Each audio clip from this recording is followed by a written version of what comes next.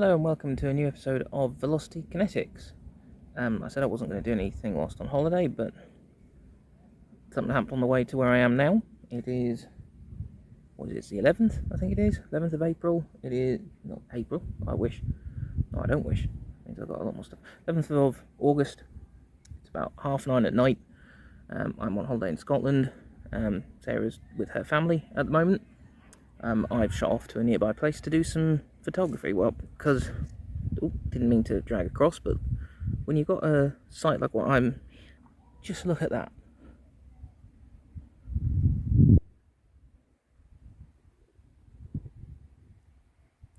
It's absolutely stunning. This is Dunure in Scotland. I believe that is the Isle of Arran. You can see behind the ruin. The reason I decided to record this because I'll forget if I don't do it now. I believe this is going to be Swace Part 5 or Part 6. What's prompted this is to get here. I saw where the sun was in the sky. We're over Craig Tara holiday caravan site, and I saw where the sun was from our caravan, and I chucked the Swace into sport mode and absolutely flew down here within speed limits, but really quick thing where to the point where things like Fiestas and Focuses that should have out-cornered me couldn't out-corner me on the way here. And I think it'd be a good time to talk about the Swace. It's had its 9,000 service. It's just clocked 11,000. Good point to talk and review, especially at how surprising. I didn't expect it to be dead at cornering, but not as good as it currently is. So yeah, this will pick up in about a week or two's time probably. But go back to that view.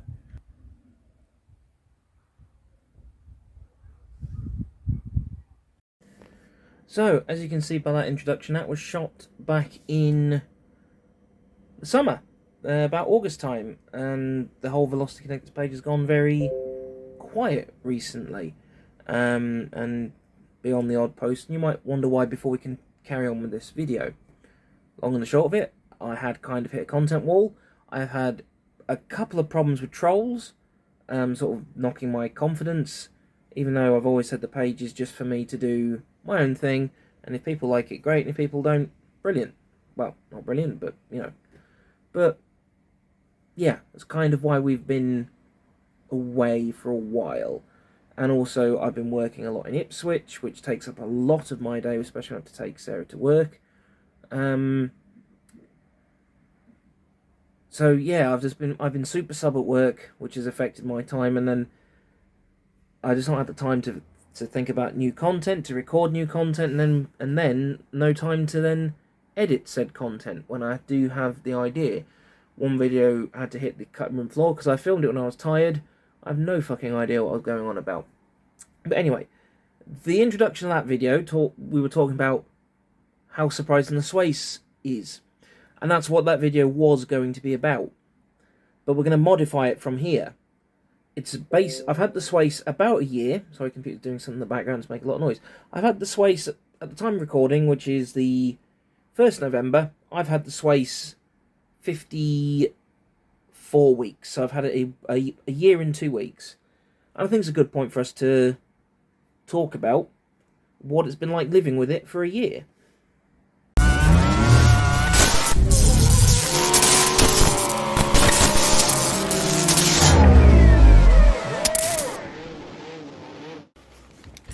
So, what has the Swace been like for running costs since I bought it? Well, it could have been better, in all honesty. I've got to go get the wash from work. Oh man, what a mess. Not the mess I've got to get from work, just, oh, what a mess trying to get this all sorted on. It could be better.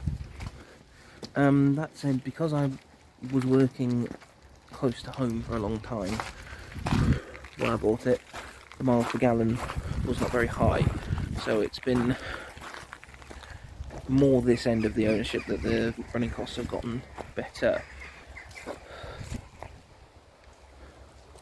So what it's like here every day in the winter.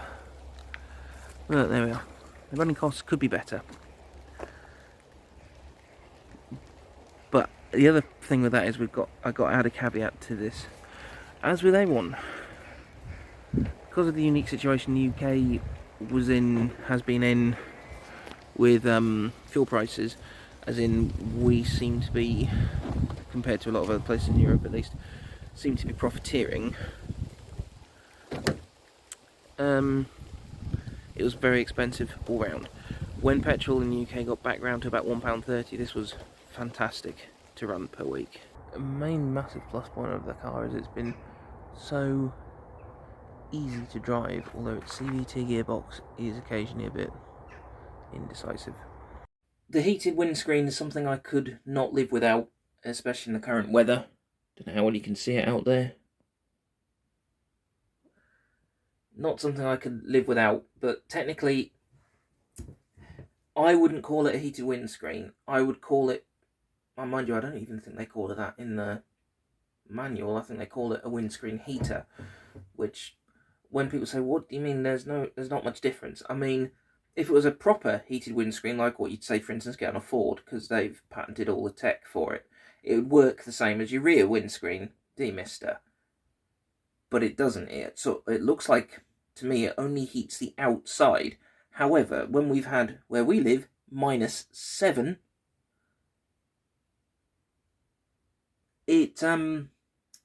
it's worth its weight in gold, and I don't think I want another car that doesn't have one. Something else about owning a Swace recently, it's been expensive very recently.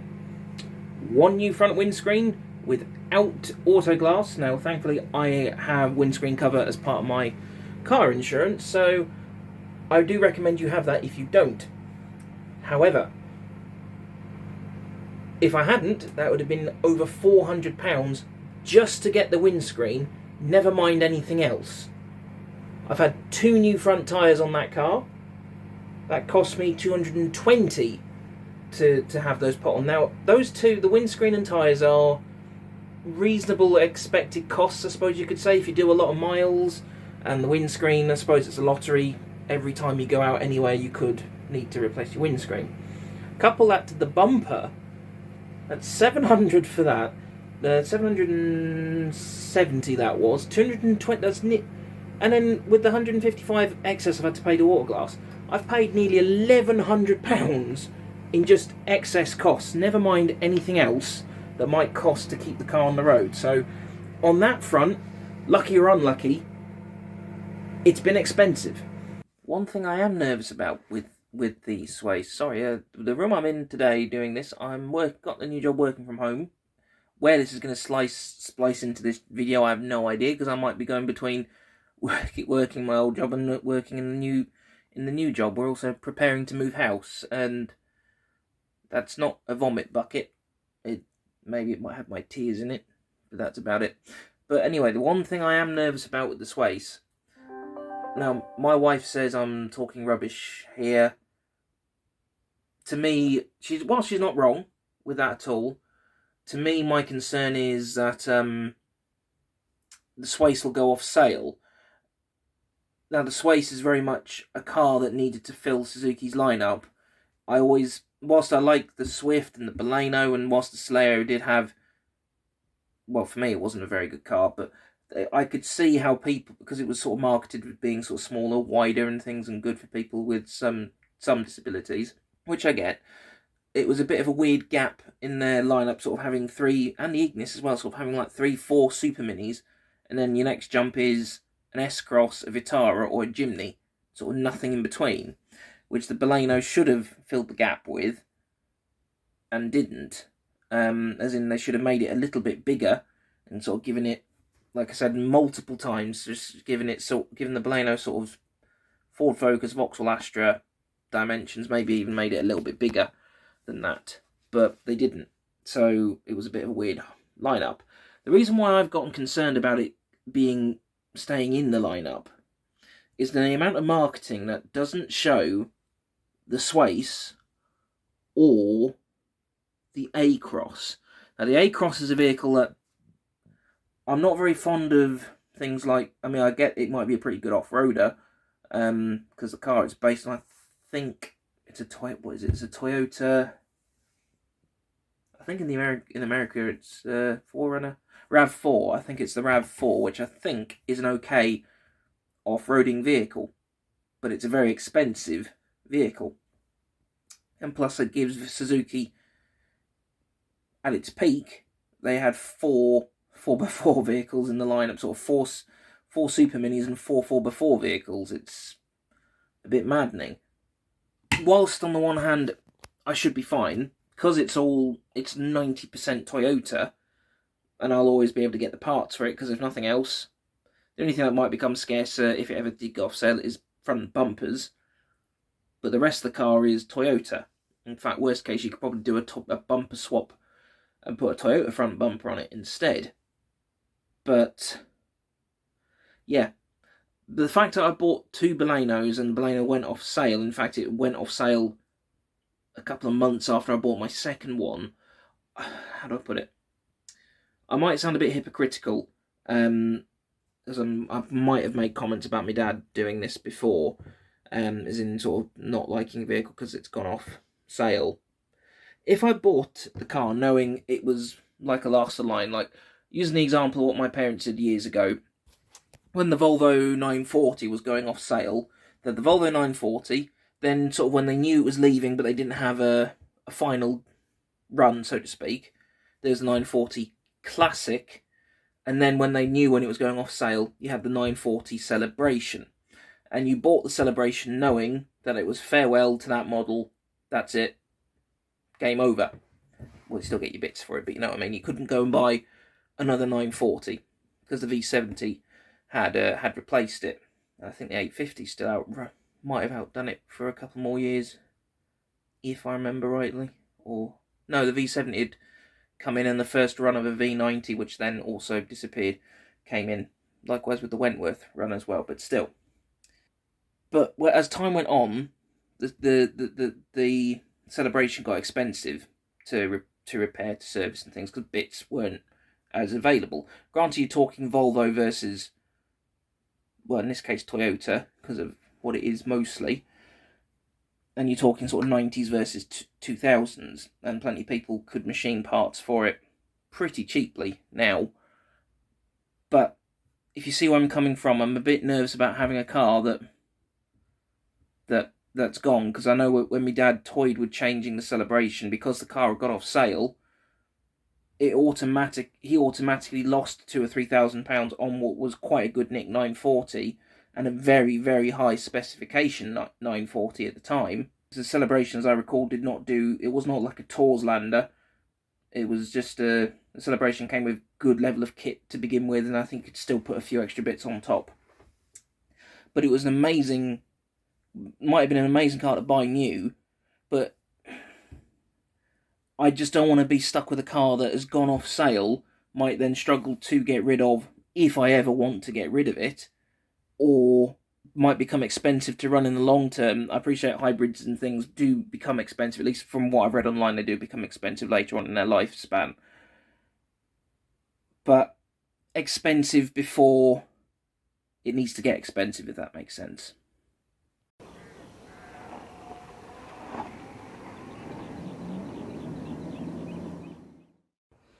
So, whilst fiddling around with the car today, stuff I should have found out ages ago, my lovely assistant is going to, if I can do it, you just push it.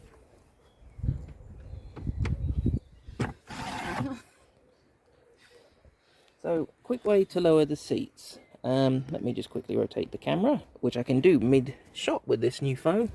We found, just move your hand a second, found these levers in the back. I didn't know they were there, because whenever in the past I've had to lower a seat like this, I've only ever gone over there to do that. But if we pull said lever, right? What a brilliant way to deal with things. And then in all this, we've also found something else that I didn't know even existed. My assistant is just giving herself something to kneel down on. She's going to kill me if I say. dog guard, luggage guard, whatever you want to call it. I don't know where we connect it to, like. So we take those grey things off at the top, and then you lock it in up there. Okay. That is, yeah, I did not know that was even anything on this. And then, in turn, once the seats are down... I don't let me get out. That is actually quite a large load area, which is in need of a hoover. And then you've got a little storage cubby underneath that black pull cord. I know some people might find this odd, like you're easily amused, but stuff that you don't... And again, some people would say this is why you read the owner's manual. Like, yeah, maybe, but I'm a man, and that sort of thing doesn't usually happen very often, does it?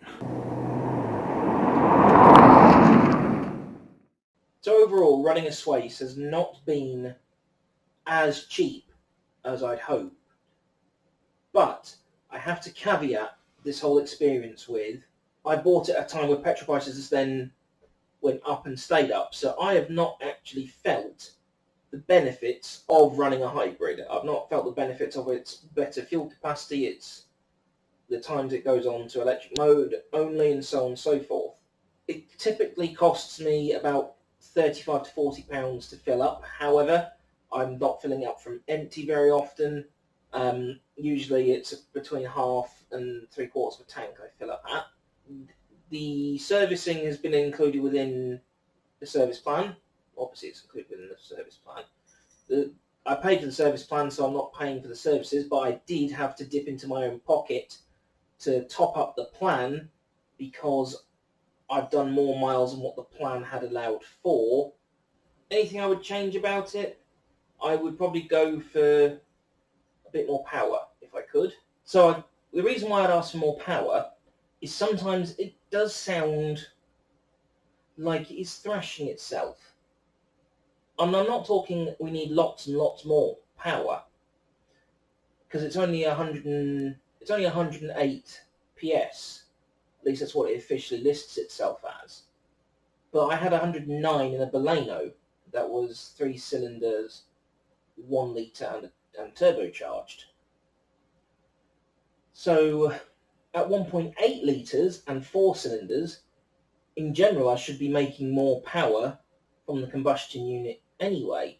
That figure should be closer to 120, which is probably where I would rate it at anyway. I would say probably only need a 120, 125 PS out of the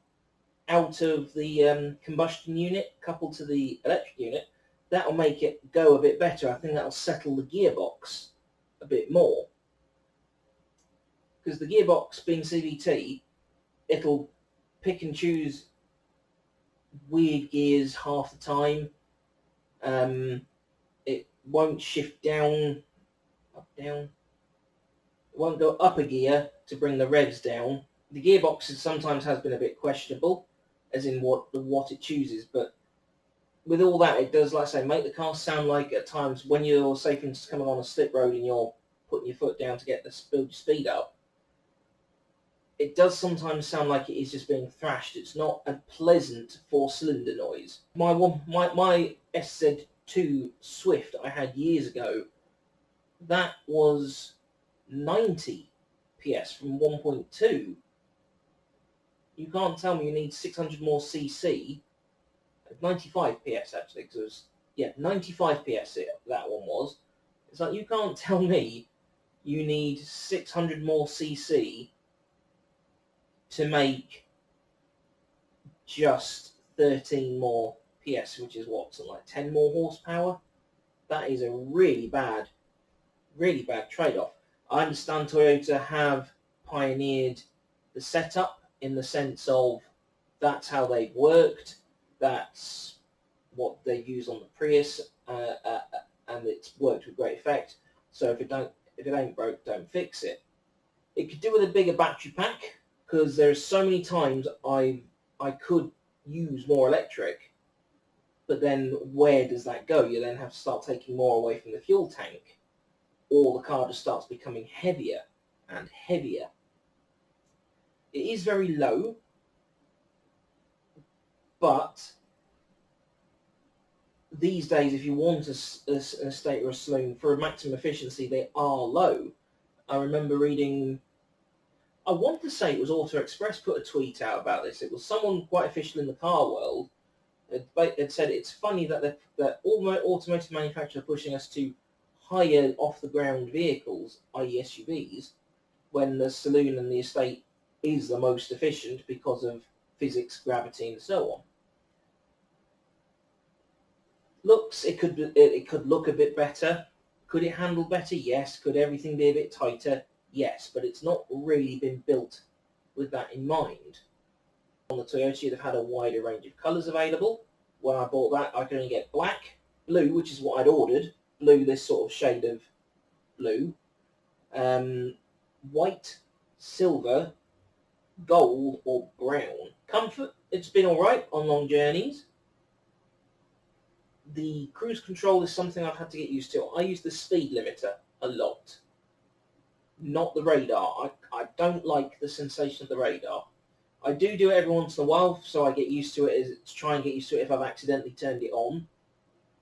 But I still, no, don't like it very much.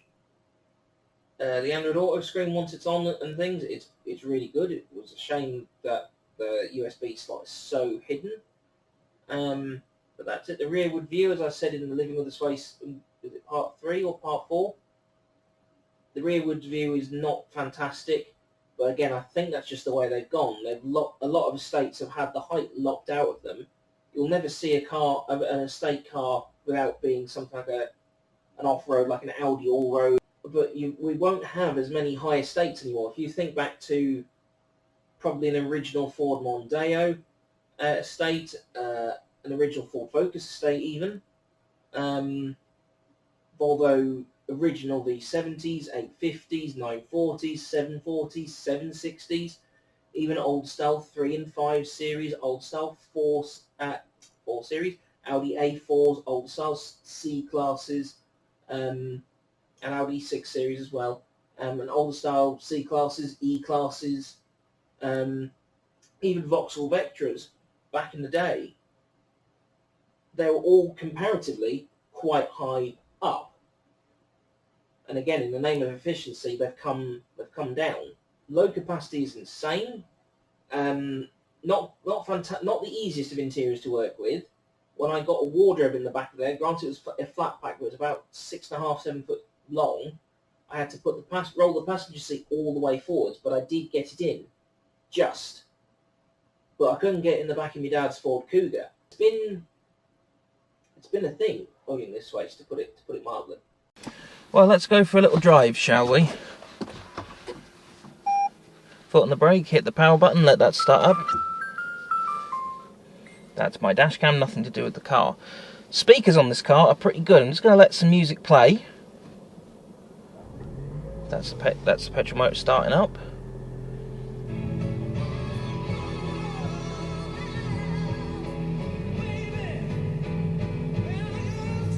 Not too bad.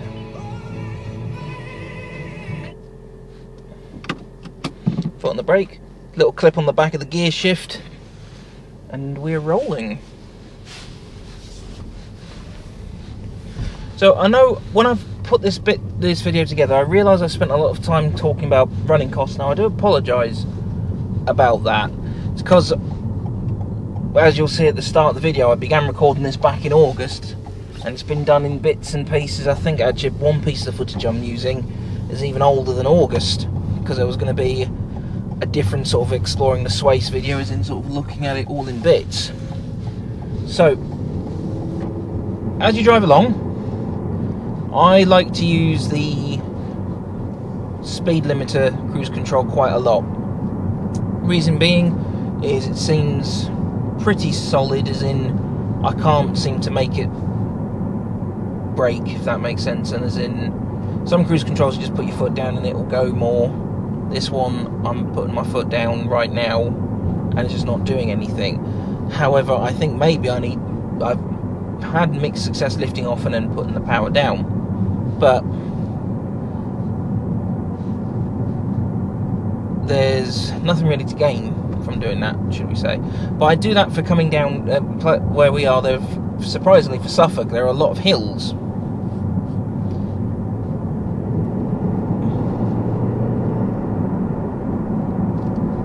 And that means when I'm coming back downhill, I can use a bit of engine braking as we go. The sensor for it, I believe, is up here behind the rear view mirror. That's where I think it is. The reason why I say I think is on a really frosty day, it'll set the limiter, but you can go past it and it won't stop it. It'll just get all sorts of beeping and bonging noises that tell you to slow down, that you've exceeded your limiter. This car has 3 driving modes, so at the moment we're just cruising along in normal. I'll flick it, just in front of the gear shift there's a toggle switch, which you can change between eco, normal and sport. And you can do that on the go. You don't need to come to a stop, change the mode and go. Although, to be honest, with tech these days, shouldn't really need to do that. We should be long past having to come to a stop, change the mode and go. The only exception I would say would possibly be things like 4x4s, especially big and good ones like Defenders. I might have to physically move differentials and things. Right next to it there's a button that says EV mode, which means you can put the car in electric mode only, and that's all it will use. The petrol engine will not kick on until you go above a certain speed or accelerate beyond a certain rate. However, that is such a slow rate of acceleration that, to me, it's borderline unsafe. Now, if you're in a quiet, built-up zone or industrial zone, you know what? Yeah, sure, fine, perfect. But in places like where I live, actually maybe on the street I live on now I can get away with it, but where we lived, because you'll be able to tell some of the surroundings has changed. It's going to go between a 16th century cottage and then a 2019 or 2020 built house. It's a bit of a mystery, really. It's all a bit of a mess. I don't use eco mode on this car very much. Usually when I haven't quite got enough money to get to when I would like to fill up, and I turn it on when it's getting close to empty. So when I'm in for the final quarter of my tank, that is when I put eco mode on. The reason why I don't use it is eco mode, the throttle is sometimes very, very heavy, or at least very unresponsive, and it doesn't, to me at least, seem to have any bearing. So I'm just turning that off my music. It doesn't seem to have any bearing on how the car performs, functions. Normal mode seems to cope with it all pretty well, and to be honest, my car spends most of the time in normal mode. It did spend, when I first got the car, it spent a long time in eco mode, especially after I got it back after doing the bumper in. That was more because I'd spent so much getting the bumper fixed. But normal mode does the job perfectly well, and to be honest, you could almost say, well, they could just get rid of some of the coding. If eco mode is that good, why is eco mode not normal mode? And I do have to kind of agree, whether that's a Suzuki thing, a Toyota thing, regardless of the manufacturer. If eco mode is the best mode, then why have I got a choice to not use eco mode? It's probably the best way to look at it.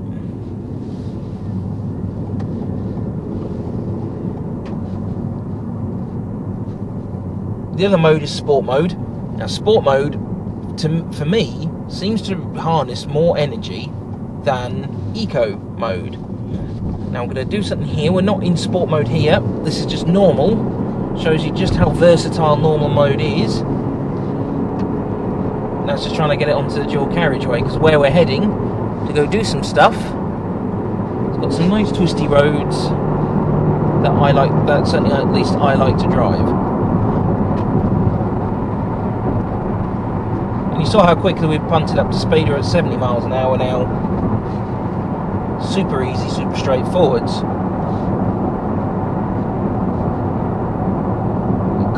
could do better. Yes, it probably needs either, as I've said before, and I've probably said it already in this video, it either needs a bigger battery pack with a bigger motor for the electric side of things to give it a little bit more go, or the combustion engine needs more power.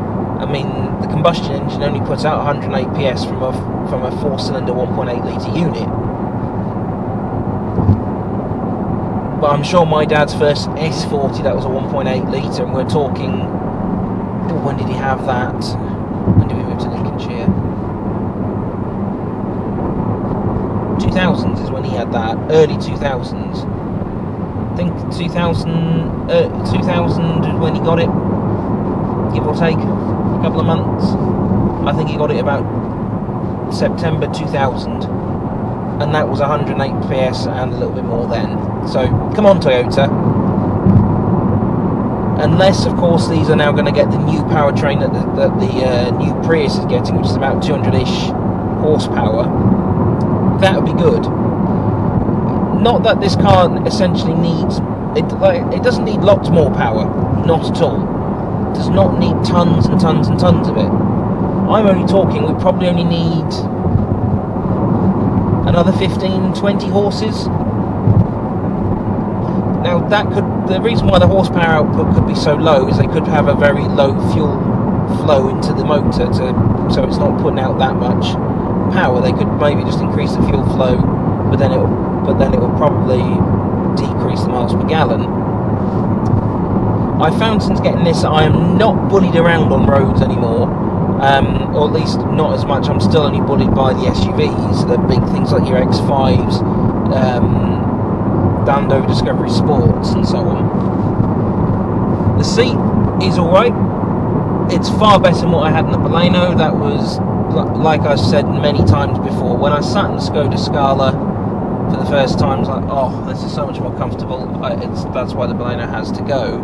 This, is it perfect for me? No, it's not. There's still something I can't quite get right with this seat, which is why when I sat in the Discovery Sport, that was such a surprise, because like, this fits me perfectly. This seat does not fit me perfectly. I'm not sure quite what it is. If you have your seat, depending on where you put your seat, you run the risk of banging your head against this handle. And as you see, I can sort of bang my head against it. Now I would probably sit another ratchet higher, as in raise the seat probably 1 or 2 pulls higher, given my personal preference. Might be why the seat doesn't quite feel as I would like it, but then I bang my head against that even just doing 30 miles an hour, which is not comfortable, ideal, and you get a very bad headache very quickly, because I did try to push on with it. I did try, I think it was some bubble wrap maybe around it, and mixed results, mostly not good. Now, the gearbox, as we've covered, with it being CVT, continually varying transmission, of course it's going to keep changing gear to find what it thinks it wants as the best gear. I think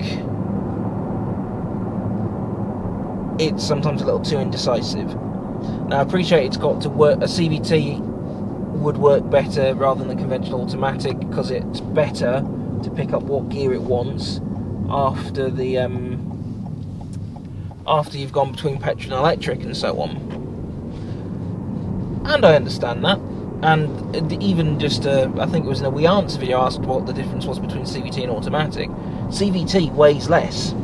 I know people hate the gearbox, but as I understand it, it's 10-15 plus kilos lighter. Why would you have a gearbox that weighs that much? Sorry, I'm just making sure the camera's still recording. Why would you have a gearbox that weighs extra when you can have something that weighs just as well, does the job just as well, potentially saves you weight, gets you more miles per gallon, if nothing else, just from the weight saving. To get the most out of this car, you really have to think how you have to drive. So as I'm coming over this bridge, I noticed from having to do this lots when I lived in this area, that's the noise it makes when you go over the speed limit, speed restrictor. I really do miss even now when the car is rapidly approaching 2 years old for me, I'll take a left here, I think. Even though the car is rapidly approaching 2 years old, I still can't get used to the fact I can't engine brake, at least in an automatic. Say for instance that, well, the Land Rover that I sat in, or the Peugeot 508, it's got paddles. It's got paddles, that means that whilst ultimately you're still at the mercy of the gearbox, you can still have some input into it, and I do miss that. Really do miss being able to have that sort of input into what I'm doing. The ride, sometimes it's not the greatest. As an all-rounder, yeah, it's a good all-rounder ride. Pretty soft. Sometimes it can be a bit uncomfortable, but then again, sometimes some of the roads around where we live, there's a lot of farm traffic, whether that's tractors, combines, or you're just talking like lorries to take stuff away. So the roads are not in as good a condition as they could well be. But when you get it on the dual carriageway, it's got good manners. I found you need to sort of set the speedo at about 71 to help it settle into a better gear rather than 70. Now the reason why I have an issue with that, though, is why it seems to settle into a better gear a little bit faster, is every once in a while there's talk in the UK of getting, it's not a rule, it's just sort of a common sense thing, getting rid of the 10% plus one way of doing things. Right, so we're nearly at the road that we're gonna fling it round. So just let it lift and coast, and easy does it. Slowly catch your monkey through a puddle. No one coming, no one coming. Right, so down here to my toggle switch. There's a car behind me coming. No, he's not. Right, down here to my toggle switch. Up into sport mode, that turns the speedo red. Let's go for it. So, what I'm going to also do though, just so I don't get too carried away, is we're just going to set the speedo just so, because this car sometimes builds up speed so easily. Now, what I do love about this car, as in it's such a surprise, I made my brother laugh saying big girl can run, but really big girl can run. It really can shift if you tell it to. And it's not going to get too stroppy at the prospect either. Or big brake for this corner, flick it in, power down, onto the next bit, let the power pick it back up, away we go again, lift a bit to let the charge come back. Whilst you could brake, why not just lift and coast a little bit, get a bit of battery back instead. Beautiful Suffolk countryside, always love it. Here we are, another big one. Big braking, big braking, big braking. Oh, there we are. And around.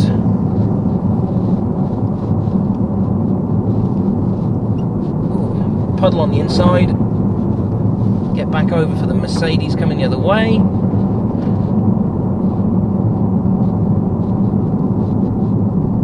Right, now I believe someone around here has got a deer farm, so I'm a little bit more cautious.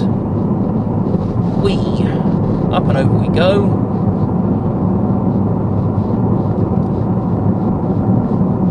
Over the bump.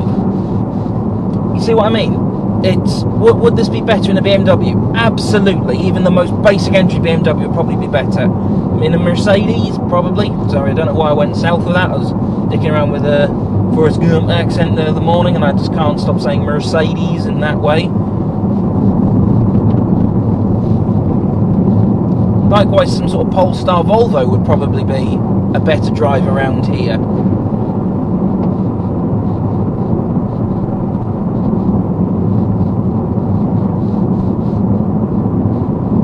But man, it's some sort of a. If you're talking about your surprises, then this really is a surprise.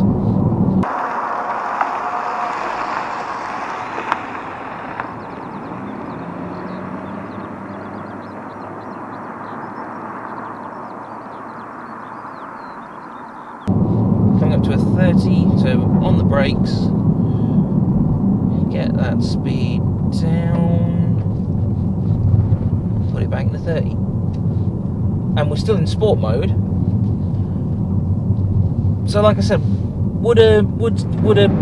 the other cars would be far better for this. Make no mistake, I'm not saying that this is the king of all driving cars at all, and there are cars that would feel better, and even if it was the same car but had a paddle gearbox on it, that would be better, because I would be able to pick and choose what I want, how I want, when I want.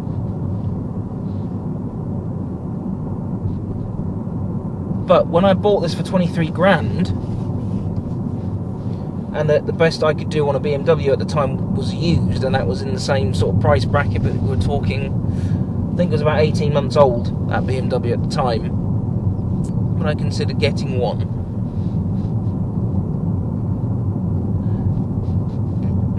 It sort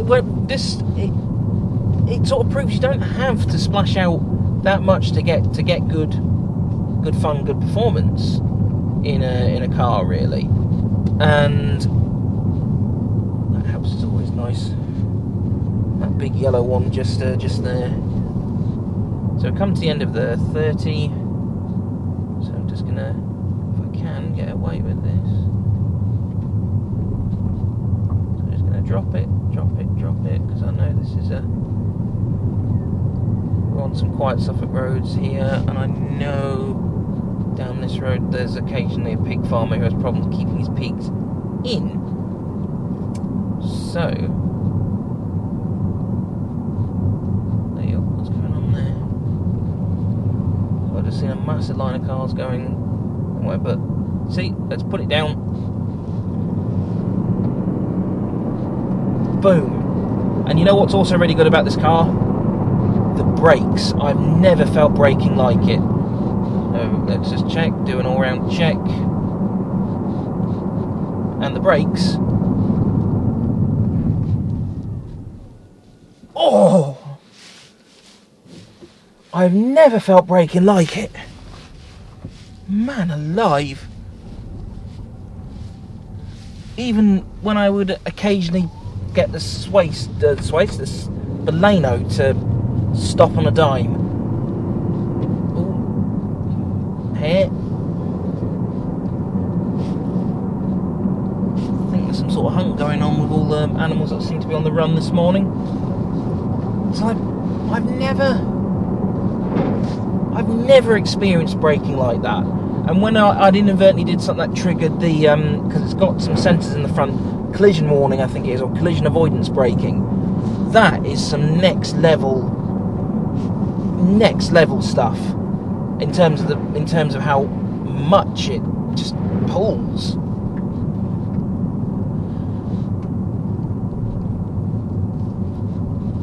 If anyone's looking for a family-sized estate, I'd highly recommend one of these. I would, in all seriousness, put the seat in your driving position and see, can you get in the back? Because I will say the back space behind here is not fantastic, and I've just knocked my watch. Being a bit anal like I am, I'd want that on the right thing. There we are. It is a bit of a tight space, and the fact that the boot has this weird slope to it means it can't store as much in there as you'd think it could. But I imagine it's an aerodynamic thing as to why the boot sort of does this rather than just come square back like an old Volvo. But then again, this car is quite low compared to some of those old Volvos, so its centre of gravity is low, the efficiency is, in theory, better.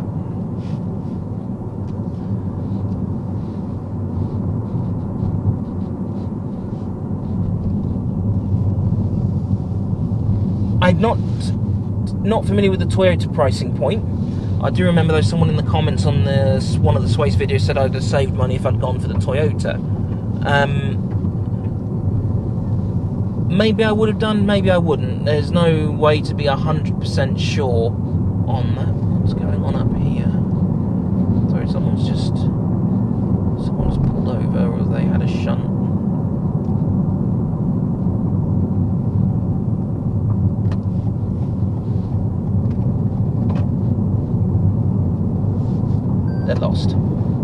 That's the lane departure warning. Right, away we go.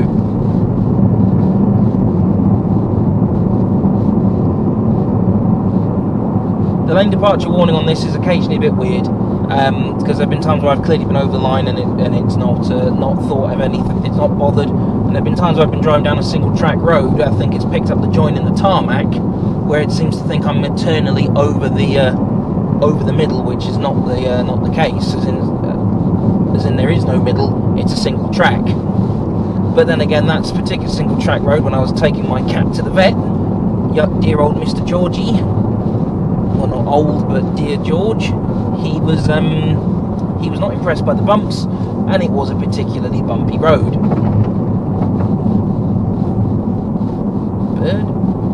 Bird, and on the brakes, here we go. This is where I could really do with a second camera person, really. I'm going to have to recam all this separately, so if you see any outside shots, that's me trusting the good people of Suffolk whilst I put a camera down and do stuff. Bit of mud there.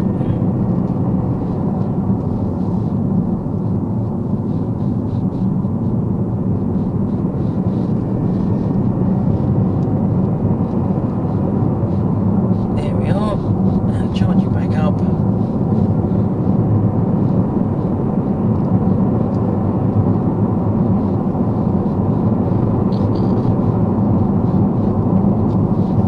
I'd also recommend this if you were looking at the Suzuki lineup now and you're going to go buy an S-Cross.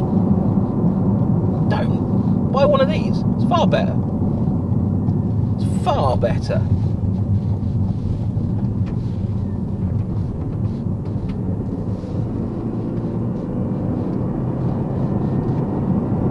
Straight line.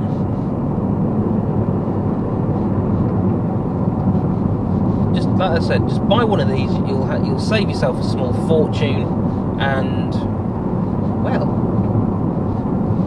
to be honest, I think you'll just have a better car. Full stop. Now Suzuki are on a bit of a roll at the moment, especially with all the help they're getting from Toyota. But this is where it's at: estates and saloons, not SUVs. So I can tell you now, if I had an S-Cross, I could not have done what I've just done there. Not at all. And I realise I'm sort of gesturing a lot. I'm conducting an orchestra.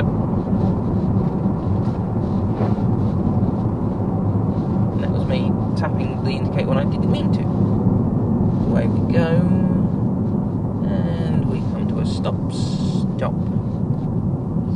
Stop.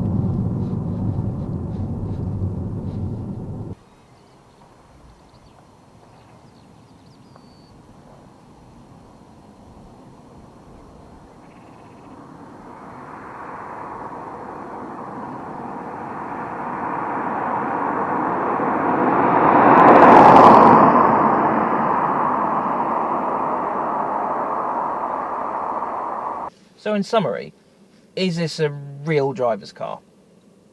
No. It really isn't. It's not got a... You could argue because it's not got a manual, it'll never be a driver's car. But the fact that, manual or not, it's not got any paddles for you to have any input. The only input you've got is your toggle switch for changing your driving modes, or your EV mode. That is about as much input as you have, aside from your right foot telling you how fast you're going to go. Is it economical? Well, as we are today, the trip computer reads 55.8 miles per gallon. I've had it higher. I've had it at nearly 60 miles per gallon. But I was doing a lot of long drives at that point. So economy does leave a little bit to be desired. But is it more than my old car? Yes, it is getting more than my old car, and it's a bigger car. Comfort. The heated seats are fantastic. Got a nice switch.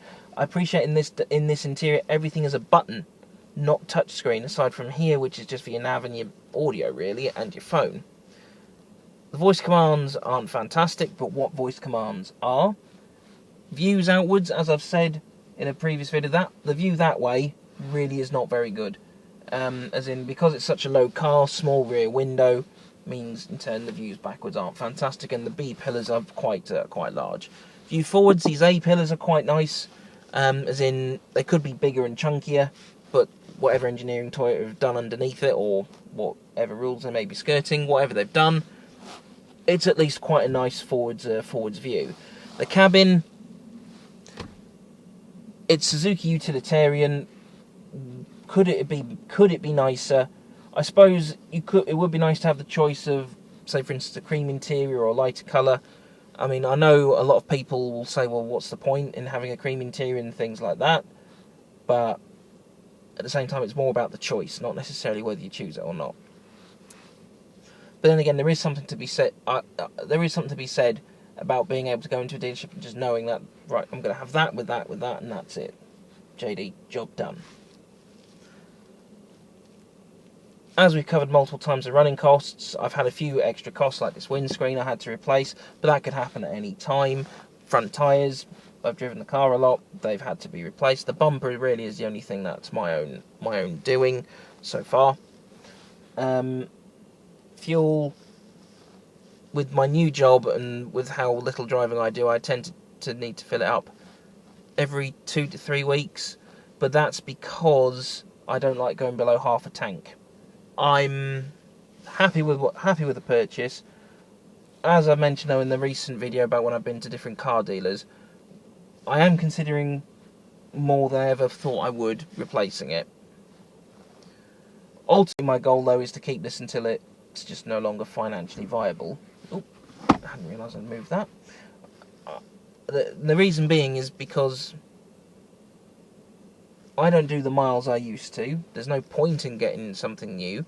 The fact that it's harder and harder to get an estate car or a saloon car, as in lots of manufacturers are ditching things like that in favour of 4x4s / SUVs. But you see what? I hope you can see the argument where I'm coming from, as in it's just so hard to get what used to be such a common vehicle to buy, so hard to get these days.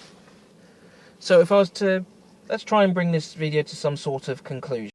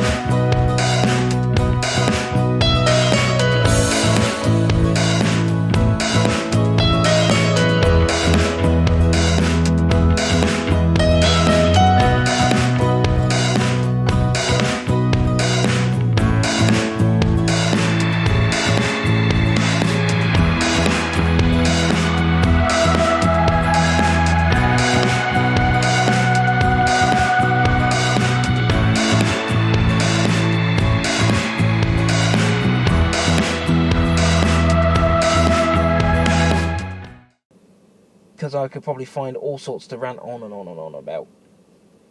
Let's try I'm going to try a ranking out of 10 system for everything. So, external looks, 7 out of 10. The front end looks a bit, can sometimes look a bit weird. I just can't get used to it. The Toyota has a better proportioned front end. The rest of the car looks nice, it's low, it's swoopy, it's just drop points because of the front end looks. Options when I bought it, probably 7 out of 10, because I could only choose between the only colours I could get was, I could pay nothing for white, I could get silver, which is about £2,500, black, blue, gold or brown. That was it. Nothing more. Couldn't even get it in red if I wanted. You only had the SZ-T and the SZ-5 trim, and the only other things you could pick were visuals. So, again, probably a 7, 8 out of 10 for that, because there is some positives to be said for not having the choices, but there are some negatives to it. Equipment level. For the SZ-T trim, solid 9 out of 10. Solid 9. There is a couple of things I would like to have on it, such as something this big. I would have thought parking sensors, even if it was just rear only, would have been nice. Or again, it seems, as the common trend seems to be, to put an electronic tailgate on things, just in terms of making it equipment matched to other models.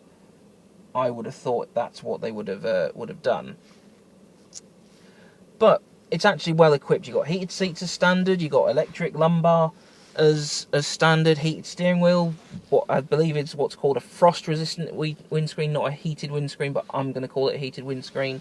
Reversing camera, decent aircon, cruise control, radar-guided cruise control, the Android Auto stuff all through here. Pretty good storage. You've got through here, you've got cubby, you've got 2 USBs, but this one down here is where Android Auto works. The one in here is just a power one. Space, I'm going to give it a 6 out of 10 because it's very big nose to tail, very big inside, but the space is not the most usable, shall we say, because of, like I say, that slanting on the rear roof line.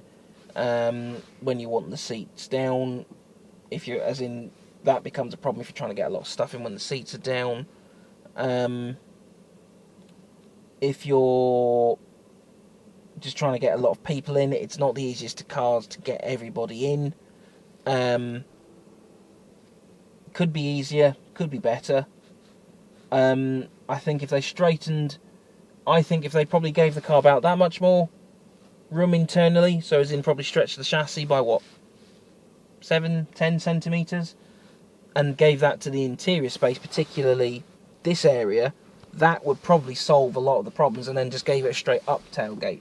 I appreciate this is all Suzuki at the mercy of Toyota, but still, wouldn't hurt to have it.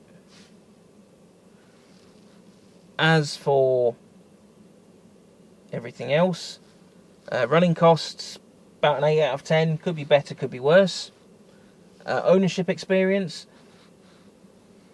10 out of 10. Suzuki have been very helpful, and they've known, even though they're working to Toyota stuff, it's been brilliant. Easy to remember. Everything's at 9,000 or 1 year intervals. Hybrid, the electric system, I'll give it an 8 out of 10, but I'm going to asterisk that because I haven't driven anything else with an electric system. Driving experience, 6, 7 out of 10, as in it's just blown my mind, even all that time ago in August when I flung it around those roads in Scotland on the way to Dunure Castle. It's been such a surprise in a good way that the car was just able to do all that. No questions, no ifs, no buts, no coconuts, in the words of Sheldon. It's just been a really, really pleasant experience. So I would say if I put it all together, I'm not going to do this mathematically, but if I put everything all together, I'd say this car's been a solid 8 out of 10 experience so far. So anyway, that's been my year to 18 months with a Swace, and here's to many more. Don't be surprised if this disappears for something like a Land Rover Discovery Sport, or potentially becomes a Peugeot 508.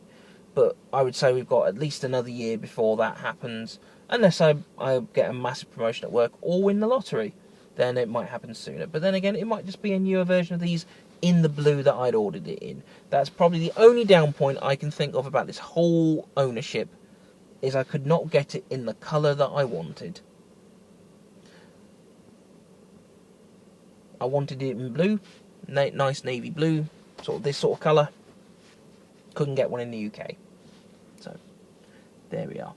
Anyway, it's been a pleasure, as always, everyone. Please comment, like, subscribe. I'll try and get more videos out as and when I can. But